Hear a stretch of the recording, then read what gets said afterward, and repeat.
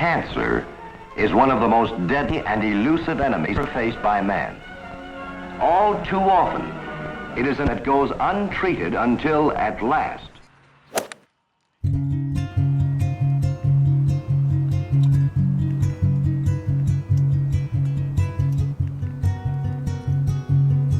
When I found out that I had cancer, I was 9 years old, really tired, had a lot of pain, and ended up going to the hospital.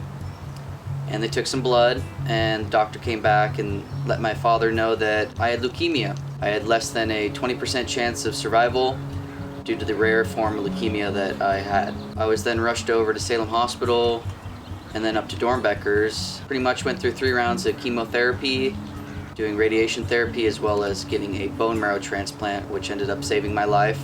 Every year, around 20,000 people need bone marrow transplants. 7 out of 10 patients do not have a suitable donor.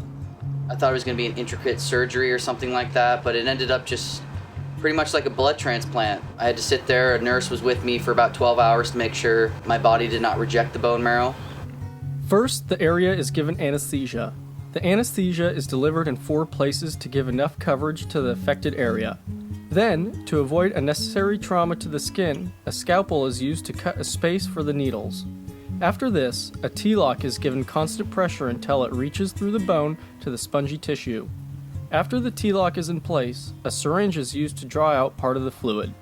This fluid is then placed on slides. Then, a biopsy needle is rotated further into the bone to reach the bone marrow.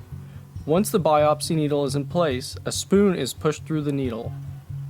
Once in place, it is rotated to cut part of the marrow out. When the bone marrow is cut, it is pulled out of the bone and placed in a fixation fluid. Pretty simple process, but in the end it ended up working and it saved my life. You know, going through cancer, I never realized what I had until someone comes up and tells you that there's a very likely chance that you could and will die.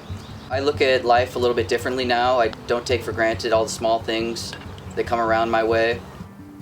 Organizations such as Be the Match have set out to help find donors for those who need bone marrow transplants. Be the Match is a national organization that manages the world's largest and most diverse bone marrow registry.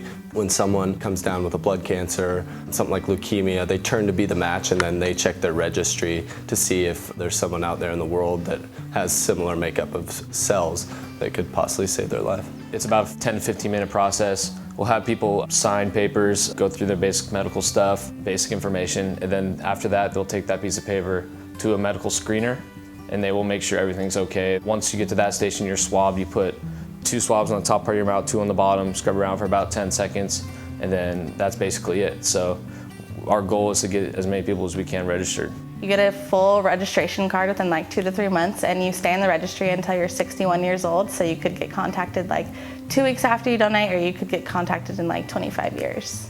What brought me to it was just walking through the quad. It was the day they had puppies in the quad.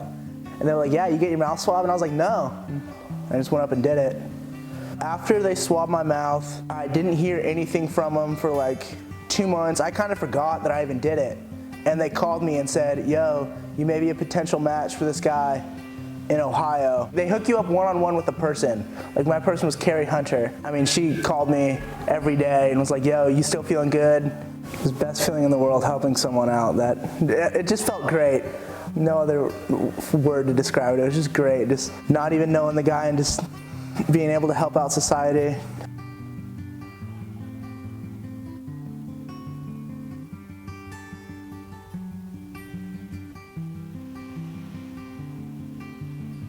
"20,000 people are in need of a bone marrow transplant.